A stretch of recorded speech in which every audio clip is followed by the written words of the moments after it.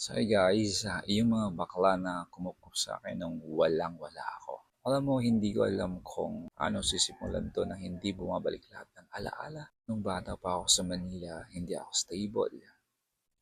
Talagang wala ako. Hindi ko rin sigurado kung saan ako pupunta sa buhay ko noon. May mga gabi na wala ako matulog. May mga araw na ang laman lang ng bulsa ko, pagod at gutom. At doon ko nakilala ang iba't ibang klase ng tao. Pero isa sa pinakatumulong sa akin ay mga aklat, mga older gay men. Hindi ko sila nilalahat kasi totoo, iba-iba sila. May mababait, may mapanakit, may mga sariling mundo. Pero mas madalas yung mga nakilala ko, sila yung mga taong walang kapalit kung magmahal at mag-alaga. May isa akong naalala, hindi ko nababanggitin yung pangalan niya. Basta isang araw nakita niya akong pagod na pagod, galing sa kung saan saan. Wala akong pera, wala akong uuwian. Sabit niya lang sa akin, halika muna, kumain ka. Simple lang, pero parang buong mundo na yung binigay niya sa akin noon. Hindi niya ako tinanong kung sino ako, hindi niya ako hinusgahan kung bakit ako ganoon.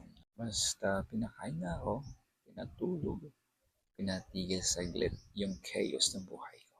Pero syempre hindi lahat maganda. May mga pagkakataon din na nasaktan ako. May mga expectations na hindi ko kayang ibigay. May mga sitwasyon na hindi ko na rin maintindihan kung saan ako lulugar. Doon ko natutunan na ang kindness minsan may halo ring obligasyon. Ang relasyon ng tao lalo na sa desperadong panahon hindi laging malinaw. Pero kung tatanungin mo ko ngayon, mas nangingibabaw pa rin yung kabutihan. Kasi sa panahon nang wala ako, may mga taong tinawag ng iba na akla lang.